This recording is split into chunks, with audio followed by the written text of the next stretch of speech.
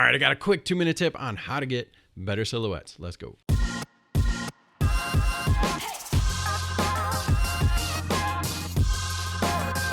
What's up, photography world? Josh Grosso here with Shutter School, and today I got a quick tutorial for you.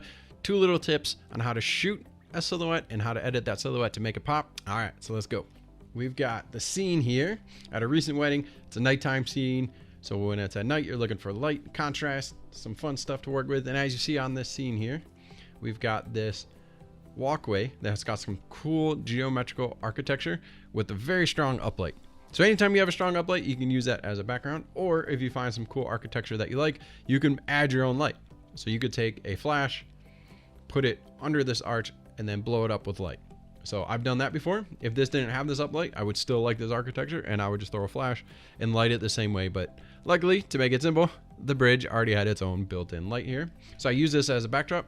I like the symmetry, and I like the frame around the couple. All right, so here's the natural light shot straight out of camera. So because they had such a strong uplight shining on this architecture, it was super easy to make a silhouette. You just expose for that light till the couple is dark, bam, you got a silhouette. As easy as it gets. But we want it to pop. We want it to make it look a little better. So there's 2 tricks that you need to do. Anytime you have a silhouette, you're gonna have dark on light, and the greater the contrast there is between that dark and the light, the greater that silhouette is gonna pop. So something like this, where it's extremely white and extremely clean, makes a super easy silhouette, and you really don't need to do anything. So I'll show you an example where you have to use this trick. But even in a clean scene like this, it helps to give a little bit of a pop to that couple. So what you do is you take a Magmod or any flash, especially with a grid, so you keep it from going everywhere, and shine it right on the couple's faces, and then you get this rim light. Okay, so now there's an outline on the couple, and it makes that silhouette even stronger. It makes the couple stand out even more.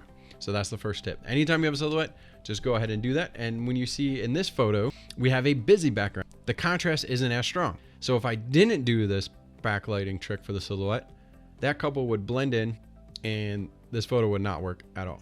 Okay, so I could get away with not having a backlight when you have such a strong silhouette like this shot, but most of the time you're not going to get lucky with a natural light silhouette this contrast. So start with the backlight. Now tip number 2 is how to edit it to pop. All right, so the first thing, from my preset here, the first thing you want to do to make a silhouette really pop is to add a lot of contrast. Okay, so you're going to boost the contrast, make it pop, and you can go on the develop panel and pull down your blacks a little bit so that the dark is going to accentuate, and then pull up your highlights. All right, so see how you're getting a much stronger contrast between the dark on light. And then the other things I did with this one is I messed around with the color. I wanted the background to be really warm, so I boosted the warmth, and then and it took a lot more editing to get the details in here. So let's bring the highlights down a little. They were a little too bright. But anyway, so we get this nice warm color behind them. And then what I do is this other little hack I like is when I have this warm color, sometimes I think it's a little too much and I like the contrast. So I'll take a white balance brush all the way down to blue, and then I'll brush in some blue. Another way to do this, see when I'm just trying to brush in blue, this original shot is so warm that it's hard to overcompensate with some nice rich blue. So what I'll actually end up doing is make a virtual copy here, and then I can take the global adjustments to where I can really pull that white balance down. Now I have blue, and then I'll combine those 2 photos in Photoshop.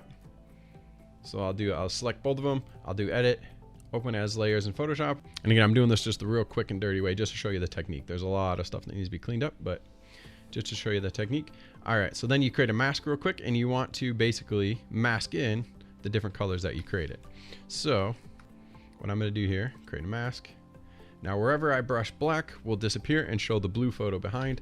So let me click the brush tool, and that works even better than just the limitations of Lightroom, right? Because it only lets you shift it so much. So if you create a totally different visual copy, you can go at push the image as much as you want and then brush it in later.